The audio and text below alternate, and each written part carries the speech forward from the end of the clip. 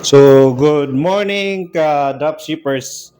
So, ako i-discuss ang senaryo sa dropshipping o traditional distribution. So, same na siya og system. But, karon sa dropshipping is level up na siya.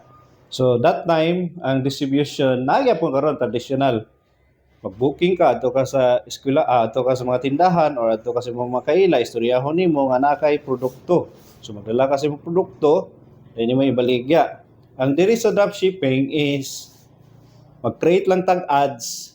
So mag-create kag creatives using your CapCut or Canva o sa mga editing nimo nga apps, tuluan ka diri libre.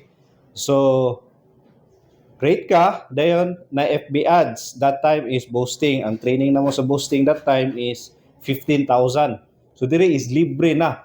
Na kay FB ads, na kay AI automation, na ay kay training sa Canva, CapCut, na pa kay Zoom training, na po yung mga training online. So libre siya guys. So manay gwapo sa dropshipping. Pwede ra ka nasa balay, pwede ra ka nasa imong trabaho, or nag-travel ka, or bisag nakas bukid basta nakay internet, wifi, nakay data, nakay gadget, and pwede ka ka-business.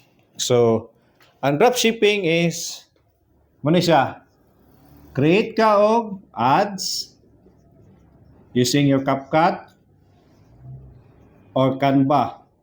Okay? Dayon, iparani mo sa FB, set up nimo sa FB ads, kani naka-set up na po nimong AI automation. Okay? Automation. Okay, hindi man siguro na maklaro. So pag naka-set up na nimo ning flow, tingala ka kay naay ga-reply sa imong customer. Okay?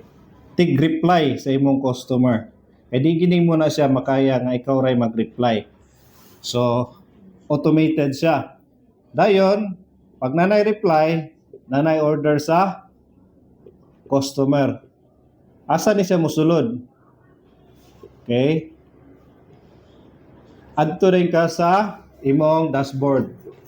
Kani. So, diri ka maging input. Input nimo info sa imong client, imong customer. Okay? Unsay location, phone number, email,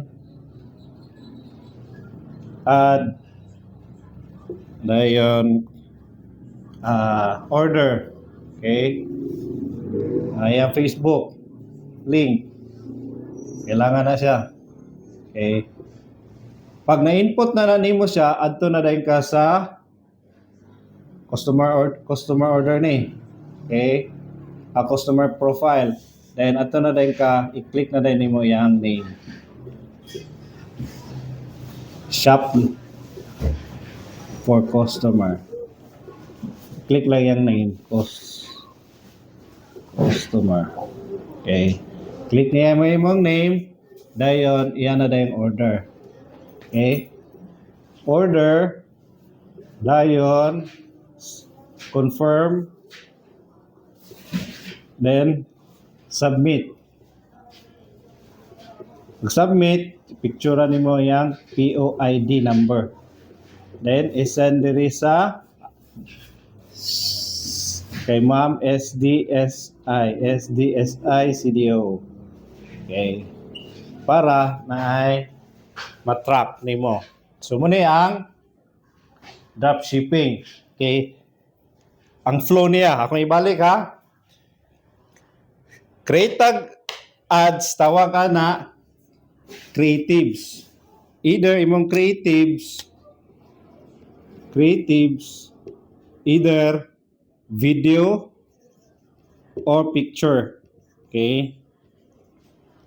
Depende sa imo So dire FB ads na imong target diha, asa nga city, pila yang age, unsa ang iyang business, Okay? Dayon, target ka, message lang or engage. Ana tanan diri. So nakahanay na siya. So bisag nakas ka gayan, pwede ka ka-market international o local. Okay? Then, kunin mo ang order. Pag nanay nag-reply ng customer diri, kunin mo ang order, then imong i-input sa dashboard. Okay? 24/7 atong dashboard. Okay? So, input nimo yung ngalan sa imong customer, location, phone number, email ad, ang iyang FB link, then yung order.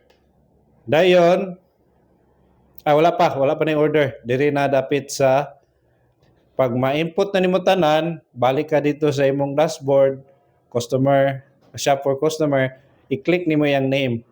Dayon, imo na lang dayon i-scroll iyang order. Okay, pag nana ni tanan, scroll nimo.